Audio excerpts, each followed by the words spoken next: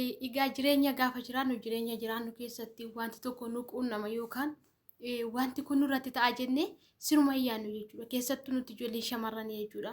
Maaliif jennaan waan tokko wanta nu quunnamu yookaan wanta boru dhufee nu harka ga'u nutti fakkaatu jechuudha. Kun immoo jireenya keenya irratti dhiibbaa qaba. Batalee gola ormaa keessa teenyeeti mana namaa keessa teenyee gaafa waan akkasii hojjennu baay'ee ulfaataadha jechuudha. Dhugaa dubbachuudhaaf baay'ee wanta ulfaatudha jechuudha. Kuni namoota hawaasa naannoo birattis eenyoo biratti illee fudhatama guddaa hin qabu jechuudha. Tolee, ashama harka fuune akkam jirtu hordoftoota Siifangindoo bakka jirtanitti nageenyi baraaduu Waaqayyoo isiniif haa baay'atu. Anaa dhufu baga nagaa dhuftan isiniin jechuun barbaade. Tolee egaa yoo viidiyoon keenya isin tole mana kanaaf warri taatan laayik gochuun jammaraa sabskiraayib godhaa akkasuma koomentii nu kennaa koomii qabdan immoo koomentii jedhatti nu barreessaa isiniin jechuun barbaada. Tolee gaarra viidiyoo biraatii walitti deebinee jira jechuudha. Viidiyoo akkamii nu qabattee dhufte jechuu dandeessu. Dadhabeera dhugaa.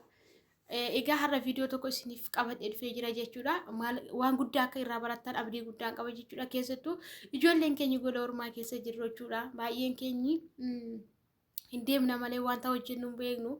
Inni ilaalla malee wanta ilaallu hin beeknu. Lukti keenya hin deema malee bakka dhaqu hin beeknu jechuudha. Maaliif jennaan wanti biyya lafaa kun wanta darbudha dhugaa isiniin jedha. Wanti biyya lafaa kun hundumti isaayyuu hin darba. Wanti biyya lafaa kanarratti hin darbine hin jiru. Garuu wanti hin darbine yoo jiraate tokkicha sagalee Waaqayyoo qofadha jechuudha. Kanaaf wanta boru darbuuf jenneetiin nuti immoo waan taane hojjenna jechuudha amma lafa kanarra jirrutti. Deebinee immoo nuti gaafa dhumne kaayyoo fi karoora guddaa qabna. Isinii galee kaayyoo fi karoora guddaa qabna turre. Garuu gaafa as geenyu tasuma isa hin daganna jechuudha. Kaayyoo fi karoora keenya sun siruma nu dagachiisa jechuudha. Keessattuu bara kana shamarran tokko halaala dhaabannee yookaan halaala teenye dhiira tokkotti gaafa haasofnu dhiira tokko gaafa jaallannu amma gaafa dhiira sun bira geenyutti baay'ee muddamna yookaan baay'ee canqabna jechuudha. Keessattuu dhiirri tokko afaan isaa bareechatee jecha isaa bareechatee gara keenya dhufee taanaan eenyummaa keenya haga lubbuu keenya laachuu keenya jechuudha. Otoo lubbuun kun dabarfamtee namaa kennamti ta'ee lubbuu keenya dabarsinee namaa kennuu dandeenya jechuudha. Kanaaf yeroo tokko immoo nama jaallachuu wanti hundumtuu daangaa qaba. Jaalala keessatti immoo miidhaan hin jira isinii galee. Saatii ammaa kana keessatti ilmi namaa afaanis jaallata dhugaa dubbachuudhaaf afaanis jaallata malee namni laphee isaa banees jaallatu hin jiru fi amma gaafate harka isaa geessutti kan inni jaallatu jechuudha. Naanti wanni kaameraa kan waan wanni dibadheerutti na wanni jechaa jira jechuudha. Innaa amma gaafate harka isaarra geessuttidha malee dhiirri amma gaafate isa bira geessuttidha malee isa bira geesse taanaan siidhumatti baqqaa dhiiraaf jechuudha. Maaliif jennaan shamarran keenya dhugaa rabbii isiniin jedha yeroo baay'een dogongoruu nurra hin jiraatu. Maaliif jennaani bakka dhiira tokkotti yoo siqneyyuu halaala teenyee dhiira tokkotti yoo siqneyyuu qilleensuma suura teenyee haasa'u nurra jiraata malee dabarsinee eenyummaa keenya dhiiratti kennuu nurra hin jiraatu jechuudha. Maaliif jennaan dabarsinee eenyummaa keenya dhiiratti yoo kennine kunoo akka malee bakka malee itti kufna jechuudha. Innaa walumaa galatti maal isiniin jechuu barbaade mucoo tokkotu keessaan natti haasa'aa ture jechuudha. Dhugaa rabbii baay'ee haala ulfaataa fi haala rakkisaa guddaa keessa jirti jechuudha. Mucoo kanarraa akkuma kaleessa hin gadda jechaa ture inni tokkoof miidhama yoo ta'e nama 3-4 immoo barumsa ta'aa fi kanaaf kanan isiniif qabadhee dhufe jechuudha. Egaa mucoon kun kan ishiin jiraattu as Saawudii kana keessadha jechuudha. Dhugaa dubbachuudhaa fi magaalaa Saawudii kana keessa jiraate turte mucoon kun erga dhuftee waggaa 6 jechuudha.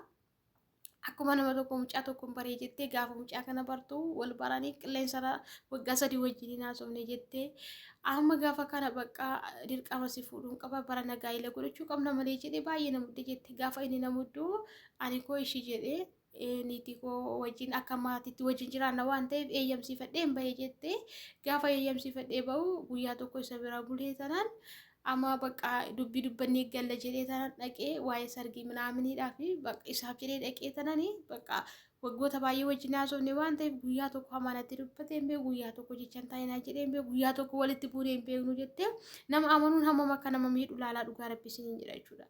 Innaa kanuma jedheen bakka waan tokko narraan gahuu hin danda'u dheetu waan naqee jettee dhaqee gaafas wajjin hin bulle jettee egaa amasheen bultii keessa immoo maaltu akka jiru hubachuun nurra jiraata nuti immoo kan jirru gola ormaa keessa waan ta'eef mucoon kun carraa deebitee waan tokko argachuu hin dandeenye jechuudha. Kanaaf haa ta'uyyuu malee mucoon kun dhaqee jettee achi bulee isa biraati dhugaa dhasee wantuma hunda dubbannee gallee jettee gallee akkasii otuma haasofnu ishee 3 minaaminii gaafa guutu mana madaabii keessatti na dhukkubuu jammare jettee gaafa na dhukkubuu jammaru maalidha jedhee waansaa bakka bitaan itti galee jettee maal ta'e jedhee tanaanii guyyaa tokko akkas ta'a.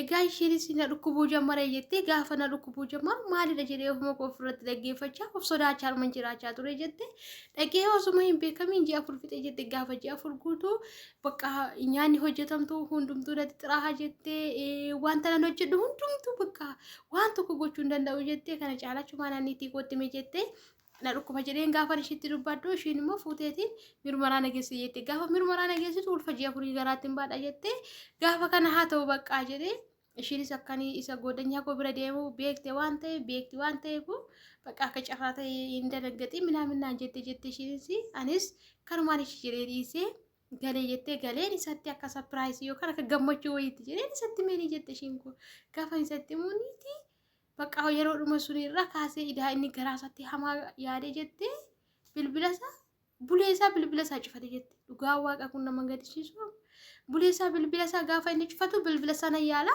bilbila sana hojjetutti na yaala bilbila sana hojjetutti maal ta'e jedhee gaafa olloo warraa goddanyoota isaatti gaafa bilbilli isaa hin hojjetutti maaliif isaanis hojjetu naan jedhan jette goddanyoon isaa achi gaafa kan maal ta'e jedhee baay'ee tokko yaaddee jette gaafa kana maal godha idaa inni asuma keessa jirti ni muca'u jechuudha maatii ishii ni kaan aksiisee waan hunduma godheetu sargii qabatanii fuulduratti sargii qabutti sidii galee fuulduratti sargii qabu bakka inni waan godhu wallaalaan mala saadhamnaan inni ishii kanarraa bilbila cufate jechuudha gaafa kana bakka waan godhu wallaalee jettee gaafa inni bakka amma bilbila na jalaa kaasee ani akkasidha jedhee gaafa inni natti immoo iddoo isaa arguus hin qabu qabsiisuudhaaf seera maaliidhaan isa qabsiisa waan godhu dandhabee jettee osuma kanaan taa'uuti ulfee utuu bangaraatti baadhee toora hojjechaa jiruuti ji'a torba fixeen gaafa ji'a 8ffaa qabadhu jettee darajaa bahee yaa'u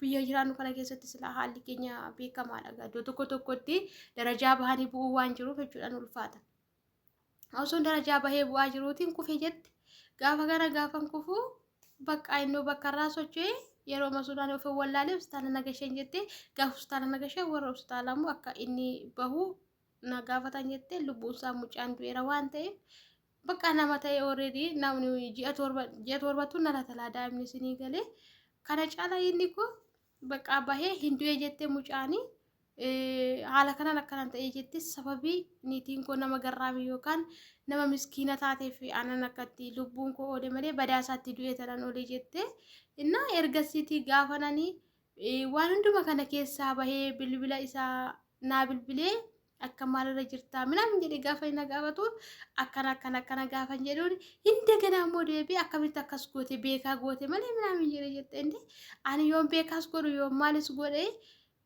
yoom akkas ta'e jettee yoom na gaafatteetta maarraatti maalirra jirta maal rakkatteetta jettee maal na gaafatteetta har'a jala geenyaan da'umsi geenyaan kanaan itti bilbiltee na gaafatte jedhee minaamin jedhee ittiin loleeni jette inni akka kanatti akkanan ta'ee jette innaa maal isiniin jechuun barbaade seete obboloo tokko dhugaa rabbii isiniin jedhaanii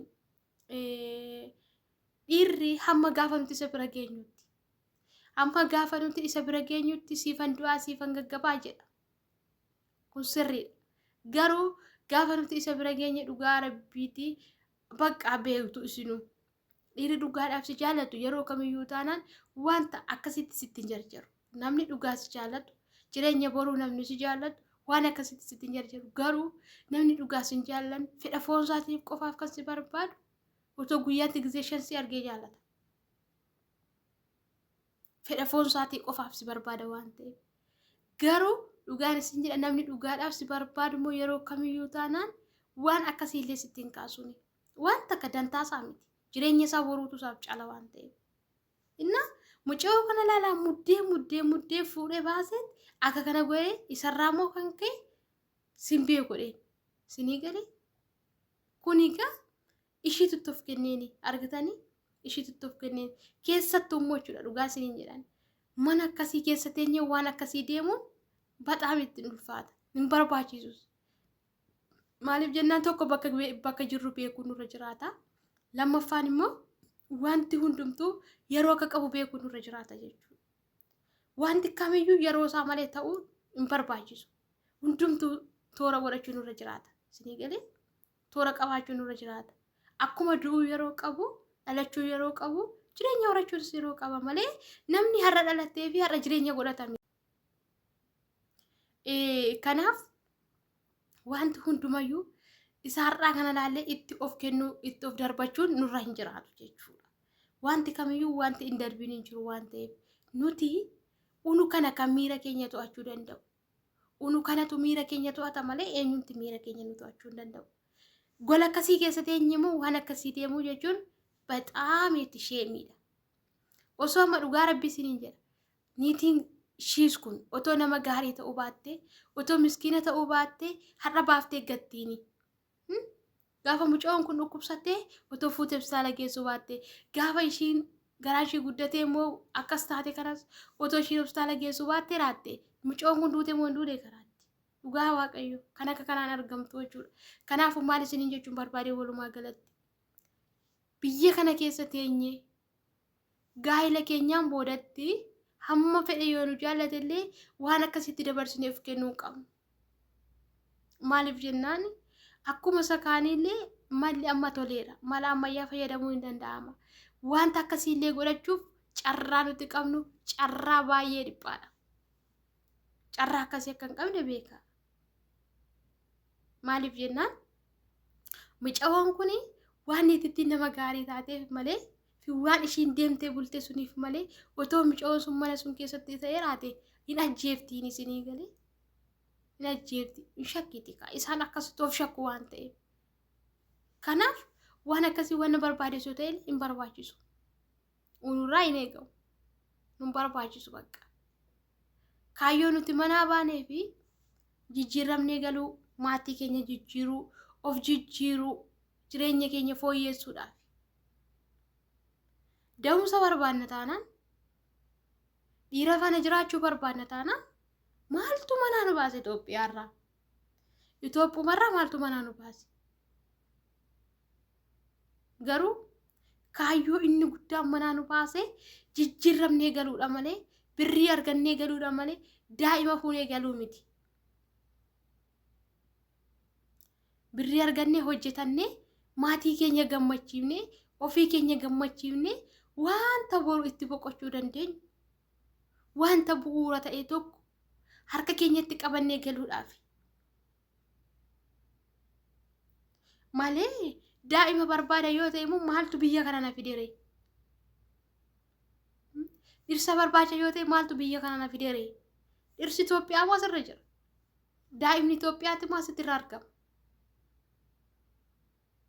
Kanaaf walumaa galatti wanta akkasii gochuun unurra hin jiraatu. As keessa teenyee kana gochuu hin qabnu bakka. Dabarsinee of kennuu hin qabnu bakka. Kufaatii keenyadha. Kufaatii dinagdee keenyaati. Kufaatii jireenya keenyaati. Gaa'ila keenyaan duratti.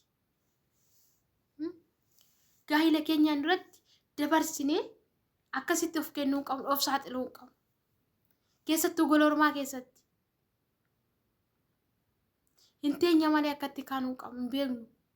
Isinii galee hin rafna malee akkatti dammaqnu hin beeknu. Mucawwan kun har'atoo haala kanaan baate otoo niitittiin lakki galii gara maatii keetotoo jettee ulfaan galti miti har'a. Disgreet isheen baay'ee qaaniidha kun. Maaliif hojjechuuf dhufneet kaayyoo manaa baanee dhiibnee kaayyoo biraa qabannee gaafa gallu maatiin keenyi hammam nutti gammachuu qabaatu. Hawaasni naannoo ilaalcha akkamii nuuf qaba. Kanaaf wanta akkasiin already nurraan barbaachisu bakka walumaa galatti. Tokkoof tokko kaayyoon keenya inni manaa nu fidee birrii argachuu fi jireenya keenya fooyyeffannee galuu fi waan ta'eef waan akkasitti dabarsinee wal kennu nurraan eegamu bakka. Kanaaf maal isiniin jechuun barbaada walumaa galatti. Ijoolleen keenya of eeggannoo cimaa taasisaa. Dhugaa rabbii. Baanee nutti toleef isaan nu eeyyamaniif baanee itti of kennu nurra hin jiraatu bakka. Ani dhugaa rabbii yeroo tokko warra kontiraataa kana baay'een galateeffadha. Akka argisiisuun baatee hin deemtu kaa. Amma warri wanni akka barbaada isaati barbaadanti baadii deemuu danda'u. Garuu warri kontiraataa sun daqiiqaa tokkoof socho'uu hin danda'an. Kanaaf ani baay'een isaan galateeffadhaan isaanii. Innaa viidiyoon warraa kana fakkaata. Yoo isinitti tole laayik gochuun jammaraa isiniin jira. Turtii gaarii naaf